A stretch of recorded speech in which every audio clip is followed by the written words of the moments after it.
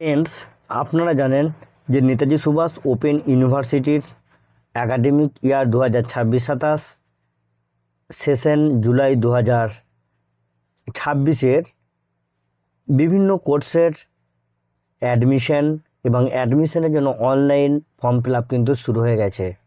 গতকালের একটা ভিডিওতে আমি দিয়েছিলাম যে কোন কোন সাবজেক্টগুলোতে আপনারা সরাসরি অ্যাডমিশন নিতে পারবেন না, সেই সাবজেক্টগুলোর কী কী সাবজেক্ট এবং কী কী এলিজিবিলিটি লাগবে। তো আজকে এই ভিডিওর মধ্যে আমি আলোচনা করব যেই সাবজেক্টগুলোতে আপনারা সরাসরি অ্যাডমিশন নিতে পারবেন না, বিশেষত geography, MSc in zoology, MSc in environmental science. এই সাবজেক্টগুলোর কিভাবে আপনারা অ্যাডমিশন নেবেন বা এখন কি করবেন। শুধু তাই নয়, এই সাবজেক্টগুলোর জন্য কত পার্সেন্ট সিট ইউনিভার্সিটি বা কত মানে নিজস্ব স্টুডেন্টদের জন্য এবং কত পার্সেন্ট সিট আদার্স ইউনিভার্সিটির জন্য সংরক্ষিত করা রয়েছে, সেগুলো কিন্তু এই ভিডিওর মধ্যে আমি আলোচনা করব। এবং আরও আলোচনা করব কোন কোন লার্নার সাপোর্ট সেন্টারে এই সিট এই সাবজেক্টগুলো কিন্তু পড়ানো হয় এবং তাদের সিট ক্যাপাসিটি বা কত রয়েছে। তো প্রথমেই বলি যে MSc in geography, MSc in zoology এবং এমএসসি ইন এনভায়রনমেন্টাল সায়েন্স, এই সাবজেক্টগুলোতে আপনারা কিন্তু এই মুহূর্তে সরাসরি অ্যাডমিশন নিতে পারবেন না, কারণ এই সাবজেক্টগুলোর যেহেতু সিট সংখ্যা লিমিটেড, তাই অনলাইনে অ্যাপ্লিকেশন করার পর মেরিট লিস্ট পাবলিশড হয় এবং মেরিট লিস্ট পাবলিশড হওয়ার পর কাউন্সেলিং কাম স্পট অ্যাডমিশন কিন্তু হয়। এবং এই কাউন্সেলিং কাম স্পট অ্যাডমিশন কবে হয় তারও একটা টেন্টেটিভ ডেট কিন্তু ইউনিভার্সিটি জানিয়ে দিয়েছে, সেগুলো কিন্তু আমি এখানে স্টেপ বাই স্টেপ আলোচনা করব। তো আপনারা প্রথমে একটু ভালো করে বিষয়টা জানুন, বুঝুন, তারপরে কিন্তু অ্যাডমিশন নেবেন। প্রথমেই বলি যে কোন কোন লার্নার সাপোর্ট সেন্টারে এই MSc in geography, MSc in zoology এবং এমএসসি ইন এনভায়রনমেন্টাল সায়েন্স পড়ানো হয়। এখানে কিন্তু যেমন প্রতিটা স্টাডি সেন্টারের নাম, কোড এবং কোন সাবজেক্টে কতগুলো করে সিট রয়েছে সেটা উল্লেখ করা রয়েছে। যেমন ধরুন রাজা নরেন্দ্রলাল খান উইমেন্স কলেজ, কোডও দেওয়া রয়েছে, ডিস্ট্রিক্ট পশ্চিম মেদিনীপুর। এখানে জিওগ্রাফির জন্য 35টা সিট এবং জুলজির জন্য 25টা seat. Chandannagar government college, Hooghly district, geography হচ্ছে 30টা এবং জুলজি হচ্ছে 20টা। Doctor Kanailal Bhattacharya college, Dharmatala, Santragachi, Howrah, geography 20টা এবং জুলজি 25টা।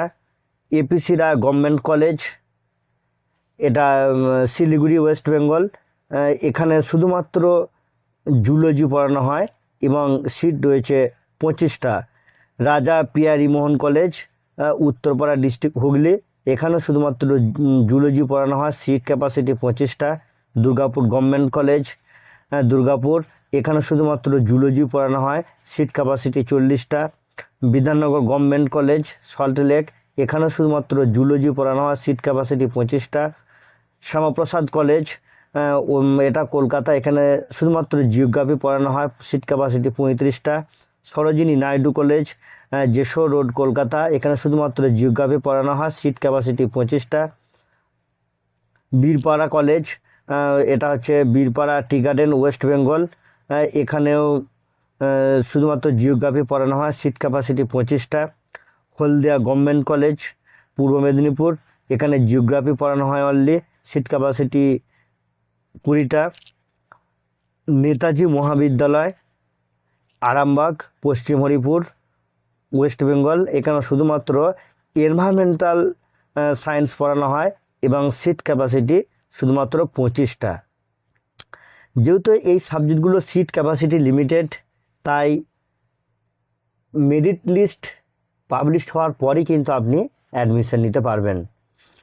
তো এখানে একটা ইউনিভার্সিটি রুলস করা রয়েছে যে নেতাজি সুভাষ ওপেন ইউনিভার্সিটি থেকে যারা গ্র্যাজুয়েশন করেছেন এবং তারা যদি এই নেতাজি ওপেন ইউনিভার্সিটিতে এই সাবজেক্টগুলোতে এমএসসির জন্য ভর্তি হতে চান, তাহলে তাদের জন্য ইউনিভার্সিটির টোটাল সিটের কিন্তু 60% সিট কিন্তু রিজার্ভ করা আছে। আর আদার্স ইউনিভার্সিটির জন্য কিন্তু, অর্থাৎ আদার্স ইউনিভার্সিটির স্টুডেন্টরা যদি এখানে অ্যাডমিশন হতে চান, তাহলে তাদের জন্য 40% সিট কিন্তু রিজার্ভ করা আছে। এবার এখানে ইউনিভার্সিটি বলেছে যে নিজের মানে 60% সিট যেটা ইউনিভার্সিটি নিজস্ব লার্নারদের জন্য রয়েছে, সেটা যদি আনফিল্ড হয় তখন কিন্তু আদার্স ইউনিভার্সিটির যেগুলো ক্যান্ডিডেট রয়েছে সে আদার্স ইউনিভার্সিটির ক্যান্ডিডেটদেরকে কিন্তু নিয়ে সিটগুলো ফিল আপ করতে পারে। আবার 40% সিট যেটা আদার্স ইউনিভার্সিটির জন্য রয়েছে, সেই সিট যদি ফিল আপ না হয় তখন আবার ইউনিভার্সিটির মানে নেতাজি সুভাষ ওপেন ইউনিভার্সিটির ক্যান্ডিডেট দিয়েও কিন্তু এই সিট ফিল আপ হতে পারে। এবার এখানে একটা বিষয় বলি যে মানে টেন্টেটিভ যেগুলো মানে কাউন্সেলিং কাম স্পট অ্যাডমিশনের শিডিউল, যেমন এমএসসি ইন জুলজি এর সাবজেক্ট কোড PGZO এবং এর কাউন্সেলিংয়ের টেন্টেটিভ ডেট হচ্ছে 2/9/2026। Netaji Subhas open university DDs 26 sector 1 Salt Lake city Kolkata. MSc in geography PGGR কাউন্সেলিংয়ের ডেট হচ্ছে 3/9/2026, ভেন্যু একই। MSc in environmental science 7/9/2026, venue কিন্তু সেম। এই তিনটে মানে সাবজেক্টের তিনটে টেন্টেটিভ ডেট হচ্ছে যেখানে একদম কাউন্সেলিংয়ের দিনই কিন্তু সরাসরি অ্যাডমিশন হবে। হচ্ছে এখন যদি আপনি সাবজেক্টগুলোতে MSc কোর্স করতে চান তাহলে এখন আপনি কি করবেন? এখন আপনাকে যেটা করতে হবে, প্রথমে অনলাইনে আপনাকে অ্যাপ্লিকেশান ফর্ম ফিল আপ করতে হবে। কোন কোন সাবজেক্টগুলো? যে তিনটে সাবজেক্ট বললাম, যে এমএসসি ইন জিওগ্রাফি, জুলজি এবং এনভায়রনমেন্টাল সায়েন্স, শুধুমাত্র এই তিনটে সাবজেক্টের ক্ষেত্রে বলছি। এবং তার জন্য অনলাইনে 5টা স্টেপ আছে। এই 5টা স্টেপ মানে কমপ্লিট করে কিন্তু আপনাকে ফর্ম ফিল আপ করতে হবে। তা প্রথম স্টেপটা কি না, আপনাকে প্রথমে রেজিস্ট্রেশন করতে হবে। রেজিস্ট্রেশন করার ওয়েবসাইট রয়েছে, নির্দিষ্ট ওয়েবসাইট রয়েছে। সেই ওয়েবসাইটটা আমি ভিডিওতে দিয়ে রাখবো এবং ডেসক্রিপশনে দিয়ে রাখবো। আপনারা সেখান থেকে সরাসরি একদম রেজিস্ট্রেশন পেজে পৌঁছে যাবেন। এবং এই রেজিস্ট্রেশনে আপনার মোবাইল নাম্বার, ইমেল আইডি, তারপর আপনার একাডেমিক সংক্রান্ত কিছু তথ্য, যেমন কোন ইউনিভার্সিটি থেকে আপনি গ্র্যাজুয়েশন করেছেন, তারপর আপনার কন্ট্যাক্ট ডিটেলস, হোয়াটসঅ্যাপ নাম্বার, এই সমস্ত যেগুলো বেসিক ইনফরমেশান, সেই বেসিক ইনফরমেশানগুলোকে মানে দিতে হবে। দেওয়ার পর আপনার একটা নিজস্ব পাসওয়ার্ড আপনি মানে দেবেন, আপনার চয়েসেবল পাসওয়ার্ড দিয়ে কিন্তু আপনি সাবমিট করবেন। সাবমিট করার পর দেখবেন আপনার অ্যাপ্লিকেশান আইডি জেনারেট হবে। এই অ্যাপ্লিকেশান আইডিটা কিন্তু আপনারা নোট করে রেখে দেবেন। এবার এই অ্যাপ্লিকেশান আইডি জেনারেট হয়ে যাওয়ার পর আপনাকে আবার মানে পুনরায় যে রেজিস্টার একটা অপশন পাবেন, যে রেজিস্টার ক্যান্ডিডেটের সেই লগইনে কিন্তু ক্লিক করতে হবে।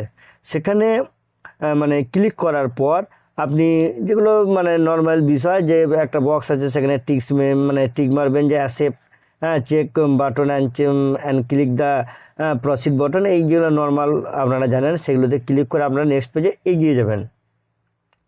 তারপরে এগিয়ে যাওয়ার পর যে স্টেপটা আপনারা মানে দেখতে পাবেন, অ্যাপ্লিকেশান ফর্মটা আপনারা কিন্তু দেখতে পাবেন 2 নম্বর স্টেপে অ্যাপ্লিকেশান ফর্মটা সেখানে কিন্তু সাবজেক্ট, কোর্স, তারপর কি মোডে আপনারা এই সেলফ লার্নিং মেটেরিয়ালসগুলো নেবেন, এই সমস্ত বিষয়গুলো কিন্তু আপনারা সেখানে ফিল আপ করবেন। তাছাড়া মার্কস, মানে একদম কোন একাডেমিক ইয়ারে কীরকম মার্কস, মানে যেগুলো ডিটেলস আছে সেগুলো আপনারা ফিল আপ করবেন। তারপরে আপনারা ডকুমেন্টগুলো আপলোড করবেন, মানে সেই ডকুমেন্টগুলো ফটো রয়েছে, সিগনেচার রয়েছে, তারপর আরও যেগুলো সার্টিফিকেটের ডকুমেন্ট সেগুলো আপনারা আপলোড করবেন। আপলোড করার জন্য এখানে কিন্তু গাইডলাইন দেওয়া রয়েছে, কত কেবির মধ্যে কি আপলোড করতে হবে সেগুলো সবই কিন্তু এখানে দেওয়া রয়েছে। তারপর এখানে আর একটা বিষয় রয়েছে যে অনলাইন ভেরিফিকেশন করবে। তারপরে 4 নম্বর স্টেজে ইউনিভার্সিটি কিন্তু মানে এই সব কিছু আপনি যখন দেবেন, দেওয়ার পর কিন্তু সাবমিট করলে দেখবেন পেন্ডিং দেখা আছে, তখন অনলাইন কিন্তু ভেরিফিকেশন করবে ইউনিভার্সিটি। অনলাইন ভেরিফিকেশন করার পর যদি আপনার ডকুমেন্টটা যদি অ্যাপ্রুভড হয়ে যায়, তখন অ্যাপ্রুভড হলে কি হবে না, অ্যাপ্রুভড হলে তখন ইউনিভার্সিটির যে টেন্টেটিভ ডেট রয়েছে দেখবেন 27/8/2026, সেই 27/8/2026 তারিখে কিন্তু এই মেরিট লিস্ট কিন্তু পাবলিশড হবে। তার আগে কিন্তু আপনাকে যেটা রিকুইজিট ফি, সেই রিকুইজিট ফিটা হচ্ছে কিন্তু 19/8/2026 কিন্তু আপনাকে পেড করতে হবে। তা নাহলে কিন্তু অ্যাপ্লিকেশানটা রিজেক্ট হয়ে যাবে। অ্যাপ্লিকেশান ফিজ কিন্তু যে টোটাল কোর্স ফিটা নয়, টোটাল কোর্স ফিটা কিন্তু আপনাকে অ্যাডমিশন কাম কাউন্সেলিং কাম স্পট অ্যাডমিশনের সময় কিন্তু দিতে হবে। এখানে আরেকটা বিষয় যে এডিট করার পর যদি কোনো কিছু চেঞ্জ করতে হয়, মডিফাইড করতে হয়, সেটা কিন্তু আপনাকে 18/8/2026 9টা PM এর মধ্যে কিন্তু সেটাকে রিভিউ করার জন্য রিসেন্ড করতে হবে ইউনিভার্সিটির অফিসিয়াল যেটা ওয়েবসাইট রয়েছে।